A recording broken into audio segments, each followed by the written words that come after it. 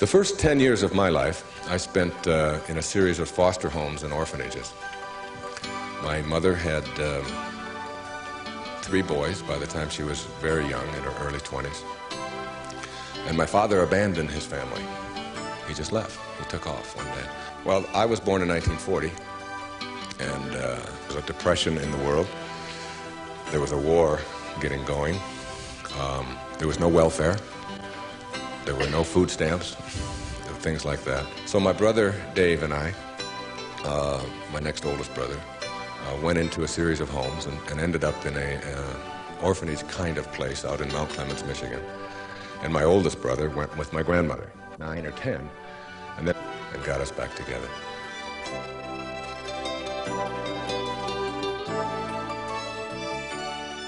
But being poor means you think poor. Self-worth comes from one thing, a belief that you are worthy.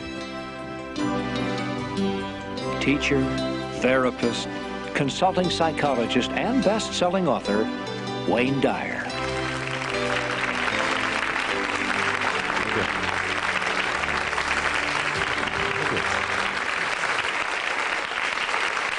Thank you. Thank you so much. Enough. Thank you. I appreciate it so much. The topic, if there is such a thing, for today is choosing your own greatness, or being a no-limit person, taking charge of your own life. Something I really believe, that you are the sum total of all of the choices that you've made up until now.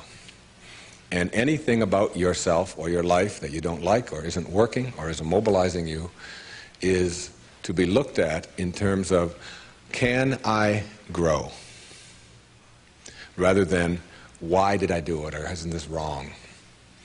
See, the 2 ways to motivate yourself are deficiency motivation, which says, where I am I don't like. I don't like what I've done. I don't like the fact that I can't do this well or I can't do that well. So I will list these things in my own repertoire, and then I will be constantly trying to repair those deficiencies, always assuming that I'm deficient, that there's something wrong with me, and I'm trying to fix it. And when you do that, you spend your whole life doing that. And you never arrive, because your life becomes a series of trying to get someplace else. And it is, if you follow that, if you live that, if you behave that, then what happens to you is you become a person who will always suffer from this disease called more. You always have to have more. Because whenever you are getting where you want to go, let's say you want $100,000 in the bank, and you work, and you struggle, and you deny yourself, and you do all of those things, and you finally you get there, and here you are, you got $100,000 in the bank. All of this stuff over here is, of course, your life, and that is all you know. That's what you know how to, that's how you are. That is your being. That is your way of being. So that when you do get here, what you will do is say, this is not enough. A no-limit person is never operating from deficiency or from lack in their life.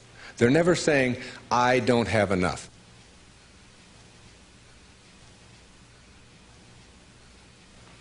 You see, you're never going to get enough. You already are everything.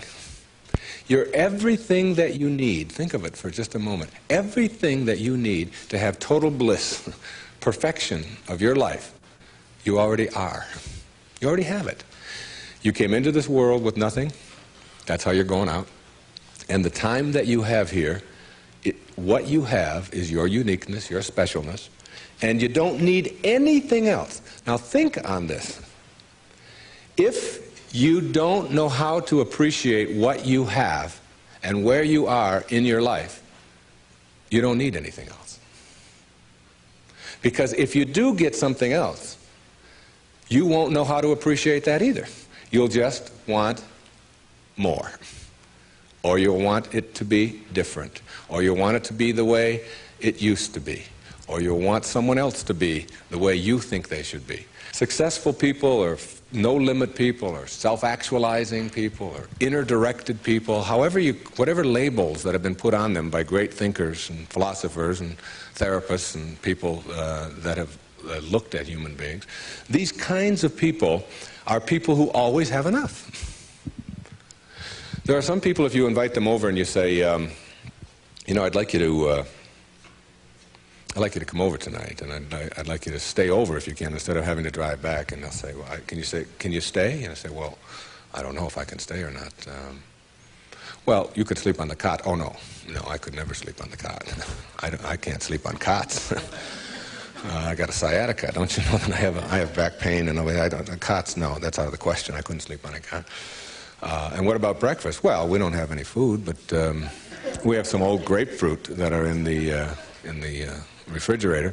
They have a few spots on them. Oh, no, I could never eat grapefruit. And spots? No, thanks. I can't eat grapefruit spots. I just couldn't do that, you know. And these are people who never have enough. They are not able to be flexible and to change. And there are other people, if you say, would you like to sleep over? We got a place in the sewer. Hey, that'd be great. I can handle that. No problem. I've slept there before. It's all right. And all we have is grapefruit. Oh, I love grapefruit. Well, there's got spots on them. Oh, I really like grapefruit spots. Those are terrific. I'll go for those. There are some people who can handle anything, not because their circumstances are different. You see, your circumstances have very little to do with your fulfillment in life. Very little. It's how you're approaching your circumstances. It's your attitude towards your circumstances that make all the difference in the world. And taking what you are and accepting it. I got to show you this. I don't know if the camera can get this. This is a little advertisement that was in the Detroit Free Press for last September. I was giving a speech at the Unity Church of Today in Detroit. And it says, Dr. Wayne Dyer will talk about your inner child and how to deal effectively with problems in all relationships. And it was a real nice ad. You can see that. Then on top of the ad, in the same paper, there's another ad. And the ad says, face it.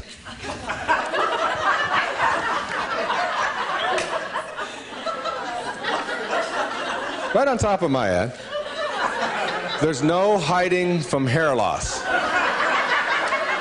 And they got a picture of a guy with a box over his head. And they have a before and after guy there. And the after guy looks like he's just found fulfillment. And it says, you can't run and you can't hide. Hair loss is a problem, and unless you take action, it will continue. Now, we've got to look at this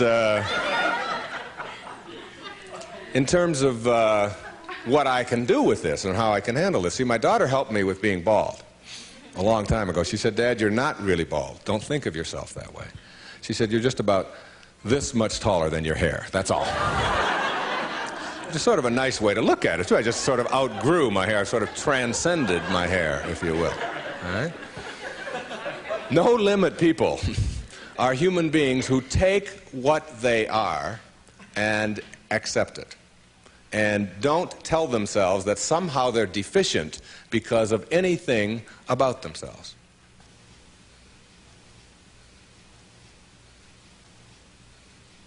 This is a very crucial concept for me and for virtually all of us. It's this idea of taking your life in your own hands and being the kind of person that you choose to be, and understanding that everything that comes your way is an opportunity, is a blessing.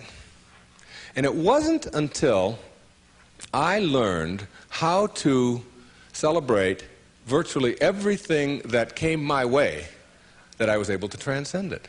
You see, everything that was given to us by God, whatever that is perfect.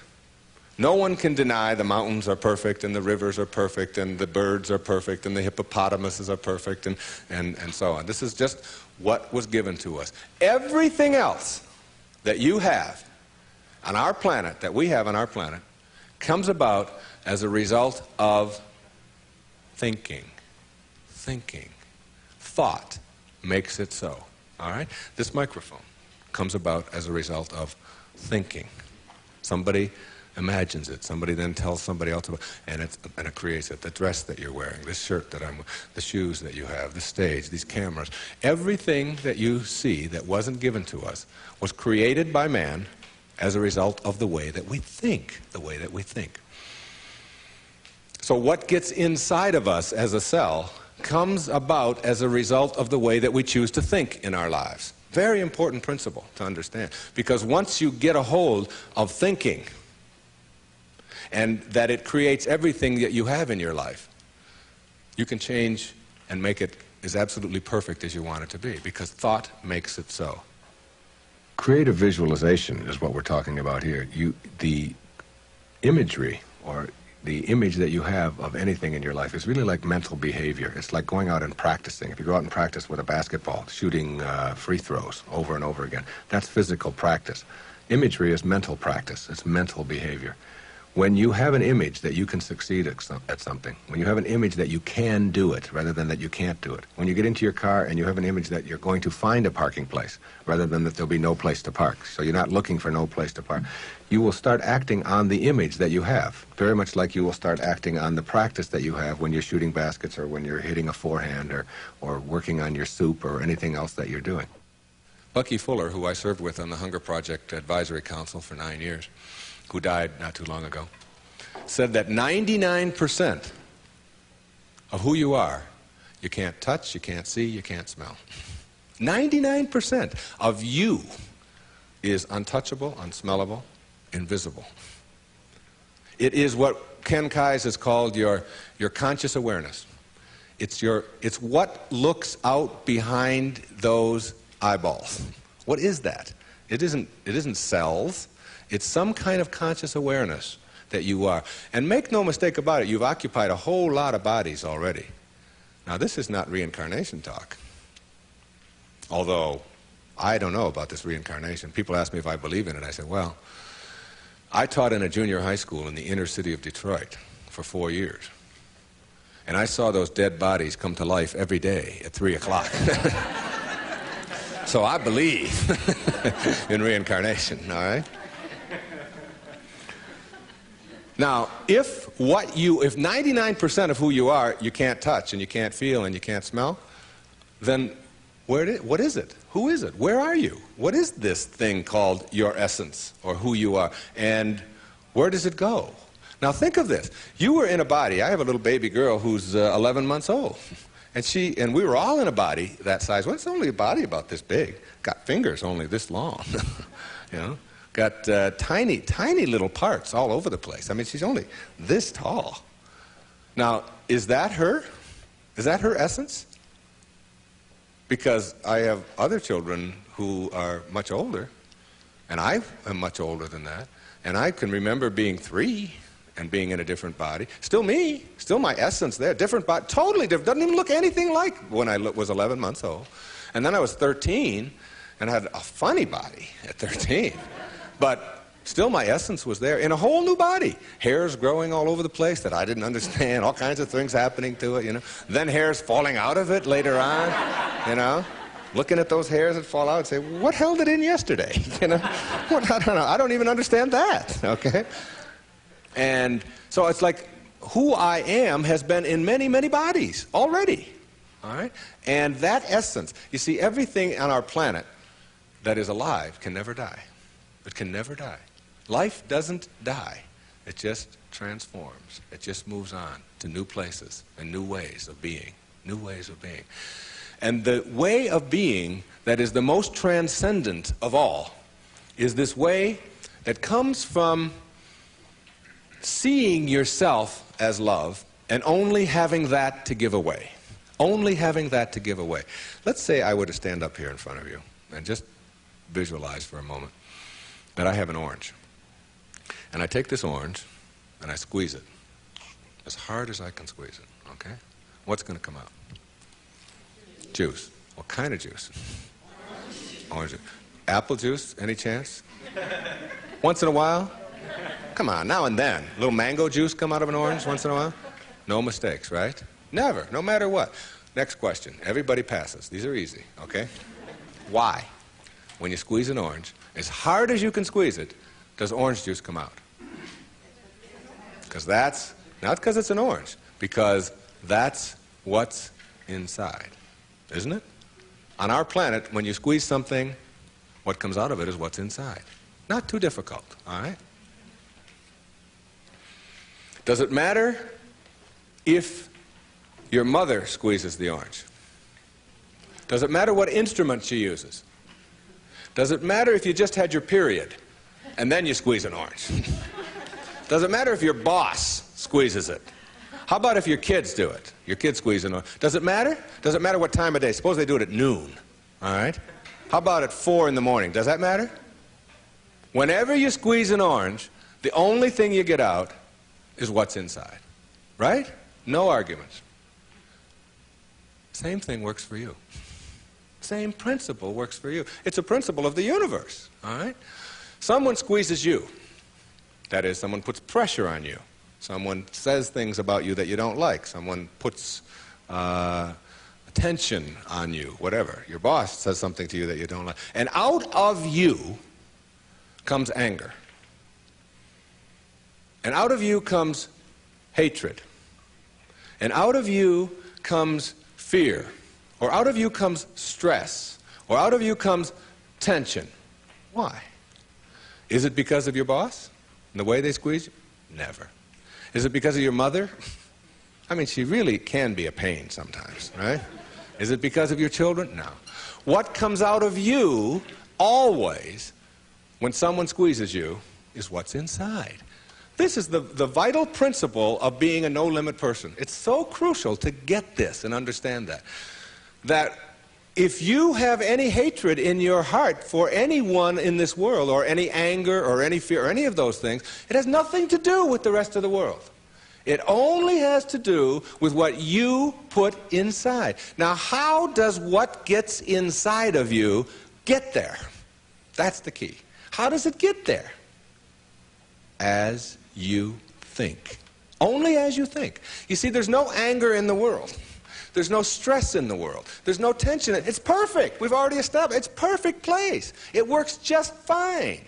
It's all flowing the way it's supposed to flow. The evidence for it is. That's all the evidence you need. Just look around you. Everything out there is a miracle. Everything, including you. There are no mistakes.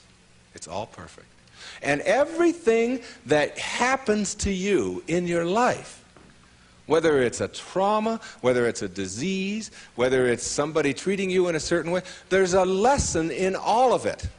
No-limit people understand the lesson in life, and therefore celebrate the lessons.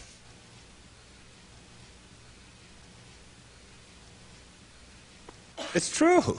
And when you get to that point in your life where you're not cursing the things that come your way and blaming the things that come your way, and particularly blaming it on somebody else, and you hear it all the time. She hurt my feelings. How's that possible? How can anybody hurt your feelings? Your feelings come from your thoughts. No one can hurt your feelings without your consent. No one can make a fool of you without your consent. No one can embarrass you without your consent. These are choices that you have that come from the way that you think. Someone calls you a name. Hey, stupid. And you turn around. I didn't even tell anybody I was coming. How did they know that, all right? And then you blame the person who called you a name. Instead of saying, that's just their opinion. That's just where they are. That's where they are on the path. And it's okay. All of you are in relationships, right? Everybody has a relationship of some kind or another. In your relationship, you have any problems?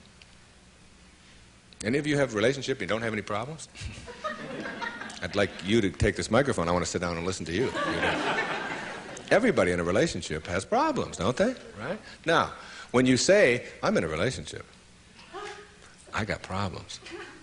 Therefore, there's something wrong. Something's really wrong, right? Now, if you're in a relationship and you have problems and something is wrong, you got to call in a consultant, right? You got to call in somebody to help you with the problems. You don't want the problems to go on. Who are you going to call in? You only got yourself. That's all you got. You might get a therapist once in a while, but they got worse problems than you do. The only consultant who can help you with your problems is you. And who is that consultant that you're calling in? We've already established that there's something wrong with that person, right? Something wrong. So now you're going to call in a disabled person to deal with your problems in your relationship, right? Now this is a really sick approach to curing your problems.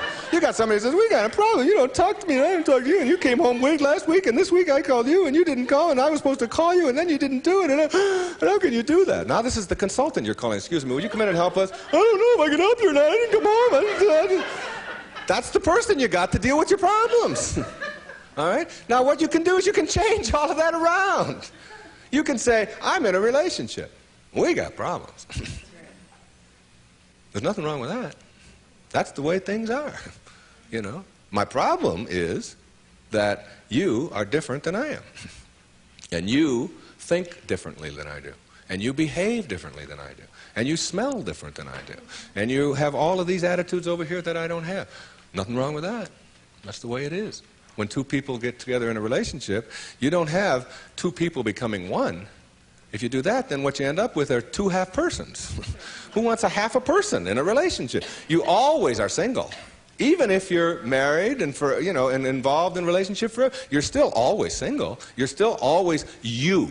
Your unique, special, perfect self that is not trying to love, but who is love, who lives love, who is being love.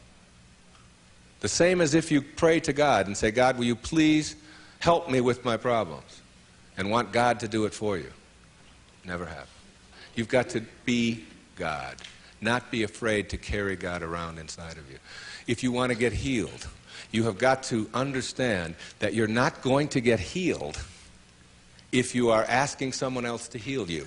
And ask any doctor that you know, any surgeon particularly, who's taking somebody into surgery, and ask them which person has a better chance of living, of surviving, say, serious surgery. Is it the one who has a will to live, or is it the one who's just given up? And the surgery and the cases are exactly the same, all right? But the person who has that will, which we can't define, you can't go out and get a bucket full of will and bring it in there. It's an attitude, it's an approach, it's a belief, all right, that you can do something. And when you have that belief about yourself, then you've got so much better opportunity to be well in your life. And a belief is everything. I don't know if you've ever thought of that. I watched a little girl, 5 years old, learning how to swim. And she's holding on to the edge of the pool, and she wants to get over here to the steps. And it's just 5 feet or 6 feet, and she'll let go and then she'll hold on again. And she'll let go and she'll hold on again.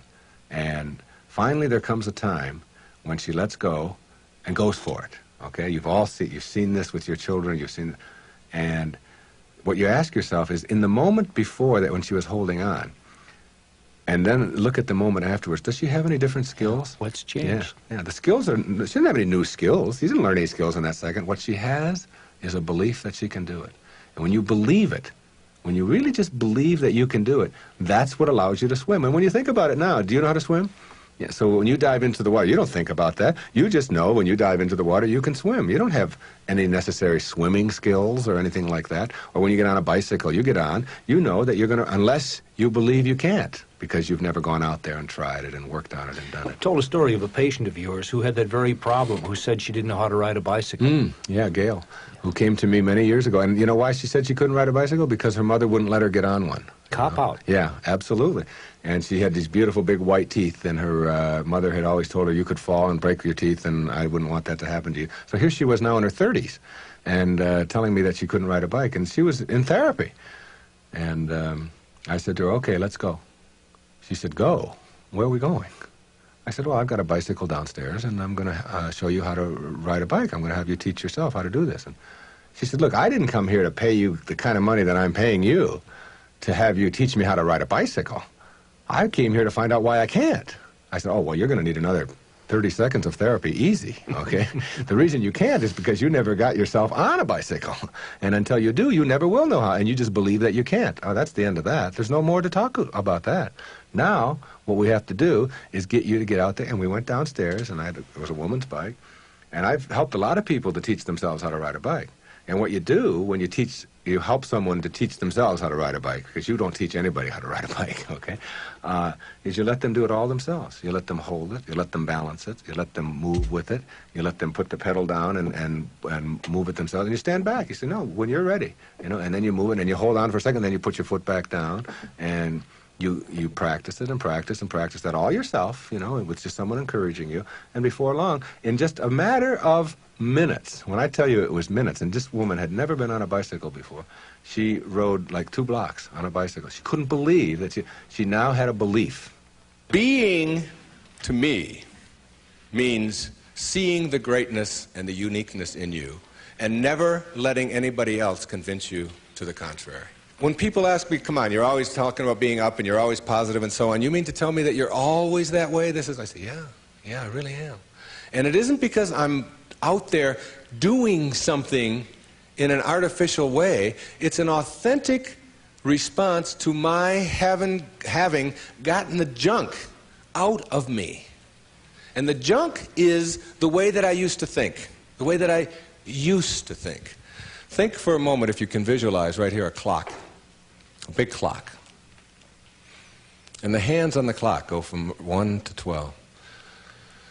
The clock starts right out here with the minute hand, and it goes over towards the 3, the hour hand, minute hand.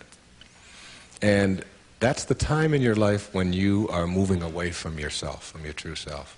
That's the time when you are trying to put other people down, trying to prove that you're bigger and better than somebody else, trying to make yourself right all the time, as opposed to being with somebody else. It's like you're moving away, and a lot of people spend a lot of time moving away from their true self, because your true self is this little child, is this beautiful little child inside of you that has only love and acceptance for everything in the world, and no dis-ease, no absence of ease. You move away towards the 3, and then you move down here this way, and you're still moving away from yourself until you hit the 6. The 6 is the point in your life, symbolically, metaphorically here, when you are the furthest away from yourself that you can be. It's the low point in your life. It's the point where many people break down, or many people break down their relationships, or they feel full of despair, they feel full of hatred, whatever it may be. And a lot of people die then. A lot of people are put into hospitals then. A lot of people have to really seek out therapy then, and so on. And when you're at that 6. There's another part of the clock that goes from 6 to 12 that I think of as living in the light. And this is when, and see, this clock hand never can go back. It can't go back. It can only go this way. It only goes this way, as does life. It only goes this way, forward. In this period, this place between 6 and 12, that's when you start coming back to yourself. That's what enlightenment is. That's the pathway to enlightenment. When you send out that stuff that is destroying you, that is killing you in one way or another, and you move yourself back over here, and eventually you get yourself all the way back. This is the light over here. This is the place where you can't go back. You'd be tempted. You might be tempted to steal. You might be tempted to use anger. You might even slip a little bit, and you catch yourself. I can just not too long ago, there was we got a problem with our sprinkler in my home. One of the sprinkler heads is off, and if you ever seen that happen, you get a gusher going up there. And I've been wanting to get that thing replaced for the longest time. And I'm walking out of the bank, and there's a sprinkler head right there in front of the bank. Now, I practically own this bank, okay? So I'm going to go there every day, and I do a lot of business with this bank. And I'm looking at the sprinkler head, and I think, you know, all I have to do is just unscrew this thing. It wasn't on or anything. They'll replace it tomorrow morning. It's 98 cents or whatever. So I actually get down there, and I start turning the sprinkler. And then I start thinking, do I want this karma? Do I want to steal? Do I want to take? I know it's only a 99, and if I went into the bank, they'd probably give me one anyway if I asked them. And I just turned it back, And I said, if I want a sprinkler head, I'll go and buy one for myself. This doesn't belong to me. It was just like a split second of weakness there or whatever it was. But it illustrated to me that I can't go back there. I could never. And there was a time in my life when I could have done that. I can be absolutely frank with that. I could do that. I can't go back there anymore. That's where you start. That's the place to start. Because when you get all of that out, when that's all gone, and I mean gone, and it only comes about as a result of the way that you think, so it's just changing around your approach to life, the way that you think in life, when that starts to go away, what you've become filled up with is what your natural self is, which is this loving, accepting, not fighting the universe, but instead living in it and going with the flow and all of the kinds of cliches that you've heard 1,000 times. That's the metaphor there. And you see, every time you try to go back, can't do it. You can't do it. And the ingredients that make for a no-limit life are 5, in my opinion. The first is quality rather than appearances. You begin to change your thinking from appearances and how things look and how other people view me, okay? Because every time you find yourself upset in life about anything that anyone else has said, what you're really saying is what you think of me is more important than what I think of me, all right? So you change from appearances to what I call quality thinking. Quality. What is the quality of my life, rather than how does it appear to others? Now, do you tell yourself that because my friends don't like me, that means there's something wrong with me? No, that's what you have to learn. That another person's opinion is just that. It's their opinion, and that's all it is. Every time you are upset, or your children are upset, because of what somebody else says about them, including their peers, what you are really saying in that moment, and this is really important, what you're saying is, what you think of me is more important than what I think of myself. And you must never give anybody that kind of power and control over you, because they will always have it. The funny part about approval, for those of you who really want it, now I'm here to tell you that I like approval. I enjoy it. I find it one of the most exciting things in the world. I like it when people read my books. I love it when people applaud. I like it when people tell me nice things and all. I like approval. I'm the first one to admit it.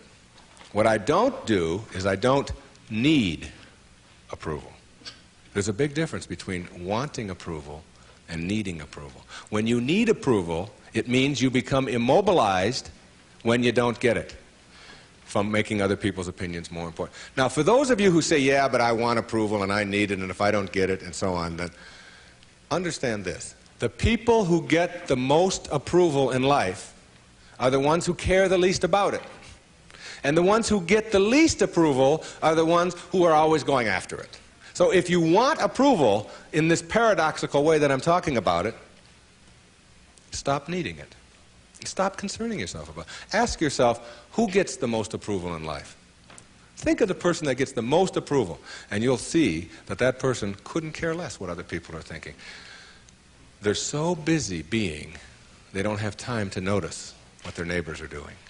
Thoreau said this. He said, if you advance confidently in the direction of your own dreams and endeavor to live the life which you have imagined, you will meet with a success unexpected in common hours. What that means is that success is not something that you can get in life. Success is an inner process. Success is something that you bring to everything you do in your life. It isn't something you get out of what you do. And when you get that, and you learn how to get the junk out, and advance confidently, doing what makes the most amount of sense to you, based on your inner signals, and the one issue of morality, which is you never interfere with anybody else's right to do the same. Each person has their own right to advance confidently in the direction of their own dreams. And when you violate that, you're violating the principle of the universe, the essence of the universe, which is cooperation and harmony. Then success will begin to chase you. And it will come into your life and arrive in your life in amounts that you never dreamt of before. That you never dreamt of. Things will start happening to you that you would never imagine before. I'm working on a book right now that's going to be called You'll See It When You Believe It. And when you start believing in some of these principles, you'll start seeing things that you were blind to for so long. When you were back here in the 2 and the 3 and the 4 and the 5, when you were moving away from yourself, as long as you're moving back towards your universal essence, your harmony with yourself, your cooperation with the rest, things will start happening in ways that you never dreamt of. Jung called it synchronicity. And it's a term that we use to explain how unexplainable coincidences sort of happen in our life. And how come these things happen? I'm going to share a couple of those with you before we leave. The quality versus appearance in your life means that you get that inner candle flame working in a way that gives you quality, independent of what other people think of you. Maslow, in defining self-actualizing, no-limit people, said they are independent of the good opinion of other people. Of the good opinion of other people. Independent of it. They're so busy advancing confidently, doing the things that make sense, and bringing success to changing their baby's diaper, and bringing success to weeding their garden, and bringing it to the job. They bring it on the airplane, so that when they run into somebody who is rude to them, a stewardess that is rude, they don't see it as an attack on them. It's just where they are, and they send them love.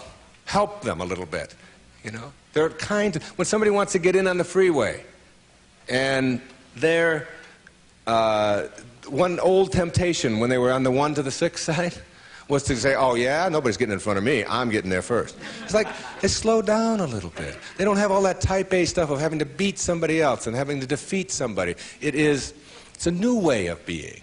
It's a way of quality, where your harmony allows you to cooperate, and you are a part of what this whole thing is about. New way of being, quality rather than appearances. Another new way of being, very important. Living your life on ethics rather than rules. Ethics rather than rules.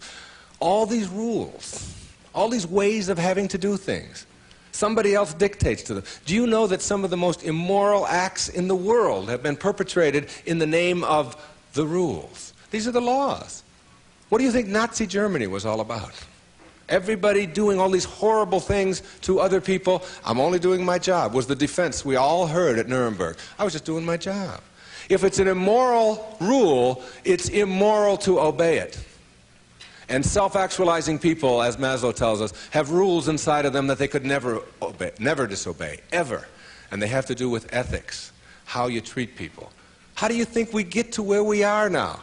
You know who Rosa Parks was?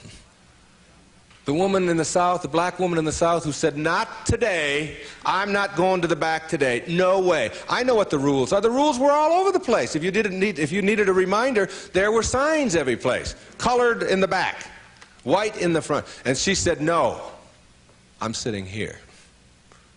And that made all the difference. Ethics, not rules. When your children start disobeying rules that need to be disobeyed, don't be surprised. When I was in the service, they had a policy on Guam, where I was stationed, which would not allow the Guamanian civilians to shop in the PXs and the Navy exchanges. But they did allow all other civilians to shop in the Navy exchanges and PXs. But if you were Guamanian, that is, if your skin was dark and your eyes were shaped a little different, then you couldn't. A clear, outright violation. I was a serviceman. I was in the Navy. I was a communications cryptographer. They had a newspaper in the Guam Daily News, and it said, an invitation to speak your mind. And it was a letter writing contest. And they offered $75 to the first prize winner. $75, this was 1961. That was a fortune to me. That was a month's pay in the Navy at that time, almost. So I entered the contest, and I knew I would win it. I had already written a novel at that time. A whole novel I had written while I was on Guam. I knew it wasn't going to be a contest. I felt sorry for the other people entering it. I knew I was going to win this. Unfortunately, I didn't realize that when you're in the service and you have an opinion and you don't submit it to the chain of command, that you can be court-martialed for that. So the headlines on next week's Guam Daily News were U.S. sailor assails policy of discrimination. Big, hot stuff, all right? And I was called before a vice admiral, commander Naval Forces Marianas Islands, and threatened with a court-martial because I had disobeyed the rules, even though the rule was immoral. There are lots of them like that. And when I went in and they threatened me with a court-martial, I told them this was my battle plan. They didn't have Xerox machines in those days, so I had to get a lot of carbon paper. I wrote a letter to President John F. Kennedy, and I wrote a letter to the Secretary of the Navy, and I wrote a letter. My hometown was Detroit. I wrote a letter to the Detroit News and a letter to the Detroit Free Press, telling them what was happening to me as a result of just expressing my opinion about an immoral act that was going on over here on Guam. And I showed the naval vice admiral my letters right there. I said, I've only sent the one to the president and the Secretary of the Navy. These letters go to the newspapers across the country. There was one there to the New York Times as well, and the Los Angeles Times. It was, and I just spread them out before him. I said, if you court-martial me or punish me in any way for this, then what's going to happen is the world is going to find out about this policy. And I'm prepared. I'm ready. I can handle it. And I was 20 years old at the time, or 21. Not only did I get a blessing from that, because all things come in blessings for you, I got out 90 days early. And they stamped on my record, P.I., because the president took it up and sent it to the secretary. Must have. And I never heard from him, but the P.I. on your record means political influence. And they don't like anybody with political influence in the military. And as soon as they saw that, they said, this is somebody we probably will be giving a discharge real soon. There was no court-martial, and in September of 1962, a brand new policy was initiated on Guam, which allowed any civilian to shop in the Navy exchanges. And it came about as a result of someone saying, these rules are immoral, and therefore it's immoral to obey them. New ways of being, ethics rather than rules. And when your kids want to know why, how come these rules are so stupid? How come we have to do this? Encourage them to change them. My mother always did that. She would have to help me get out of the messes that I got myself into, because I did it in my impetuous youth. I would just, when they would say to me, what's more important, your job or school? I was just honest. I said, my job, of course. That's how I felt in those days. But what you do put out in the world is exactly what's coming back to you. And if you find things coming back to you that you don't like and don't understand, don't ask yourself why these things are coming to you. Ask yourself what you're doing to make them come back to you. And when you start putting the responsibility on yourself, you'll start seeing dramatic changes. Dramatic changes. A new way of being. Instead of ethics, instead of rules, ethics.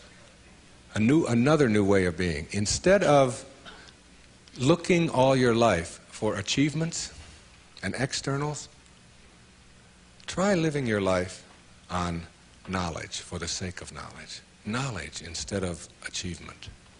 For the sake of knowledge. Being in a context in which you don't have to collect a lot of merit badges. You don't have to collect a lot of awards and other people's value judgments. That you go to school or you go out into the world or you read or whatever it is you do because it makes sense to you, not because of what somebody else is going to put on a transcript or where you're going to appear in a class list. We need to help our children to understand and value the importance of knowledge for the sake of knowledge and doing things that make sense rather than taking the easy way. Knowledge rather than always trying to achieve. We're in an achievement-oriented society, which tells us that we evaluate and judge a human being based upon how many achievements he has. But most of the people who get caught up in that trap and are always in this circle of trying to get ahead, trying to always get ahead, their reward for that almost always is higher blood pressure, ulcers, early deaths, and even things like cancer, we're beginning to find out, are related to the kinds of stresses that we have. And remember, it's a perfect universe. There's no stress in it. There's only people thinking stressful thoughts. And when you put that pressure on yourself to always achieve and get ahead of the other guy, you miss what it's really all about. There's nothing wrong with goals. It's falling in love with them that's the problem. It's not being able to be flexible and alter them. If you have a goal to get here, to get $100,000 in the bank, to get to this promotion, to get 2 cars in your garage, whatever it is that your goal is, and you're on your way to that, and you're always working at the goal, all of this stuff on your way to the goal is called striving, and that's what you learn, striving. And striving is a very low-level place to be. When you get to your goal, because all you've ever known is striving, you will just always suffer from this disease called more. You will just upgrade your goal to $200,000, 4 cars and 2 houses and another wife and a younger one and all of these kinds of things. If you have a goal and you understand that every step along the way is a present moment to enjoy and to live, then the goal won't become any obsession. I don't have any goals in my life. People ask me, where are you going to be 5 years from now? What are you going to be doing? What's next for you? I remember what Lincoln said, who to me was like the greatest person who ever sat in that White House. He said, I never had a policy. He said, I just tried to do what made the greatest amount of sense each and every day of my life as I sat there as the President of the United States. And I think there's something really significant in that you don't have to get it all planned out and follow a certain pattern and do it a certain way. If you just sort of trust your inner instincts and go with that and live each moment, the goal stuff will all take care of itself.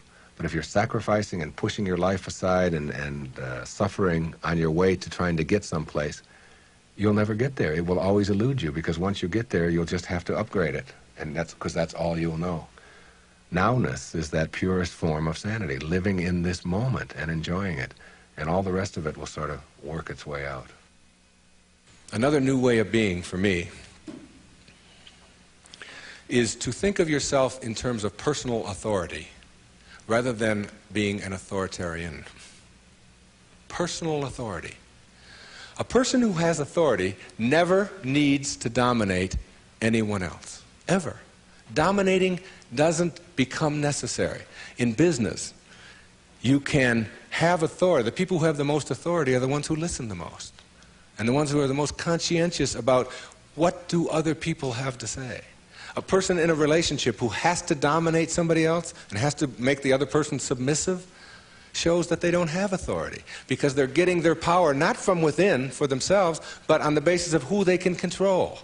And that never lasts. That never lasts. The only thing that lasts is having inner power, if you will. Know thyself. That's what Shakespeare said. Know thyself. The more you know yourself, the more you become honest with yourself, honesty becomes just a way of life. No, I don't think the world necessarily does, but you can't run your world. You can't run your world based upon what the rest of the people in the world want or don't want. To me, honesty is like, it's a karma that goes out into the world. How people treat you in the world is their karma. How you react is yours. And when you react to it with dishonesty, that's what you're putting out into the world, dishonesty. And when you put dishonesty out into the world, that's what's going to come back to you, because what goes out is what comes back. That all, as you sow, so shall you reap. I mean, it's in every great institution that there is in the world, whether it's a religion or a philosophy or whatever. What you put out is what comes back. Whatever you plant is what you're going to get back. And the more that you put out honesty, just because it's what you are, because you are being honesty, you're not trying to be honest, you're just being honesty, then that's what will come back to you on a regular basis. And when it doesn't, you'll just see that as another test for you to pass. And finally, a fifth way of being that is new, for me, it has become a way of life. It's called serenity instead of acquisitions. The more you try to acquire, the more you try to get, the more you try to collect in your life and evaluate yourself on the basis of that, the less serenity you're going to have. More is less. It's almost a secret of the universe. Serenity means inner peace. It means that you can find joy in every moment that you have in your life instead of always looking for it. It means that while you are driving along the countryside, you know, and seeing, instead of saying, oh, I'm on my way to this point, that you can open your eyes and see it with new eyes. See the rolling mountains, see the grass, see the deer, see the sky. See, you can just stop wherever you are in this second, wherever you are, and just look around you, and you can begin to appreciate just your surroundings and your environment. Then you can begin to appreciate the people that are in your life, and even the ones that are negative and you're having the most difficulty with. You can practice a new way of being with them, which is sending them love, sending them flowers, send them books, send them a tape, send them something, and just see what kind of reaction that you get. Super emotional health is just an attitude. An attitude is everything. I want to summarize these new ways of being and give you the most important ingredient on the path as we leave. I said that it's quality in your life to be focusing on rather than appearances, and it's ethics rather than rules, and it's knowledge rather than achievement all the time, and it's being personally an authority on yourself rather than authoritarian and trying to be dominating someone else or to be dominated, and serenity, which is the name of my little girl, my youngest daughter, Serena, rather than acquisitions and accumulations and trying to prove yourself that way. And when you get that serenity, which comes from the way that you think always, then you will replace all of the other junk that keeps you back here between 6 and 1 on that clock. And once you pass it, once you get past it, you'll never, ever be able to go back. Because the light, living in the light, is a way of being that if you're not there, you don't get it yet. But once you see it, and once it begins to take over your life, you can never go back. That is your purpose. Your purpose isn't to try to be loving. Your purpose is to be love, and only have that to give away. Well, but there's one other ingredient, and it's really crucial. Forgiveness is the vital ingredient on the path of enlightenment. And if you don't know how to do it, then practice sending out love. Take the person or the people that you're having conflict with, any place in your life, send them something. You don't have to even do it physically. Just send them something that comes from inside. And what's inside is how you choose to think. And if you can make that love and do that, and that is to me the test. Not whether you can love someone when they smell good, when they do everything that you're supposed to, but whether you can love someone who has sent you hate or anguish in your life and send it back. You don't have to forget. You don't have to go back. But you got to get it out of you because it is blocking you and holding you back. And when I said you'll see it when you believe it, all my life I had wanted to write fiction, a parable. 3-4 years ago I decided to go off to Hawaii, to Maui, to Kaanapali Beach, and to write. Now the books that had made the most difference in my life were The Little Prince, Candide, Siddhartha, Jonathan Livingston Seagull, Illusions, Alice Through the Looking Glass, Gulliver's Travels, parables, teaching parables, stories that can tell a message. I went over to Maui, and I sat down on the beach, and I'd been talking about writing this, I'd been talking about doing this, and it was something that... And I have a little girl, and her name is Sky, S-K-Y-E. I decided to reverse the letters in her name, E-Y-K-S, and put an I in there, which symbolizes the self, Icus. And I just created this parable of a woman whose name is Icus, who lives on another planet. The planet is Uranus. And it's a duplicate mirror image of Earth, only Icus can only see things as they are, not as we would like them to be. And therefore people are neurotic on Uranus because they have to be. She gives the anxiety attack report, if you will, because anxiety really does attack over there, and tells about anxiety coming in on the weekends and so on. Well, my visitor in my parable goes to Uranus, meets Icus. She cannot understand, as he describes Earth, why people would be neurotic by choice on Earth. Why would anybody be unhappy or depressed or miserable when anxiety doesn't attack, and when elevators really don't scare you, and when if you want a complex on Uranus, if you want to give a complex to your wife, you go to the store and buy one. And she says, what happened? Well, my husband gave me a complex, and it's true. Whereas on Earth, if you have a complex, it's because you've chosen to have one. She can't figure it out, okay? So she comes here, observes our people, and begins to see the secrets of the universe and gives us these secrets, talks to the top leaders in our field. And that was my parable, and I wrote it, and she gives all of these wonderful secrets, some of which I've been talking about here today. But what I want to tell you is that my wife gave me a license plate, and the license plate says ICUS. Okay, it's a vanity plate. And I was pumping gas on Federal Highway in Fort Lauderdale, Florida. And a little man from Greece came up to me, and he said, "What means this Efyes?" Which is how you say that in Greek. And I said, "Well, that's just a word. It's my daughter's name spelled backwards. It's a parable that I wrote." He said, "No." He said, "In Greek, that's a word." I said, "What could that word be?" He said, "It means best wishes for all." You'll see it when you believe it. The great, big erroneous zone, the cosmic erroneous zone. If you get this one, you'll have it and understand it all. There is no way to happiness. Happiness is the way. God bless you. And thank you for being here.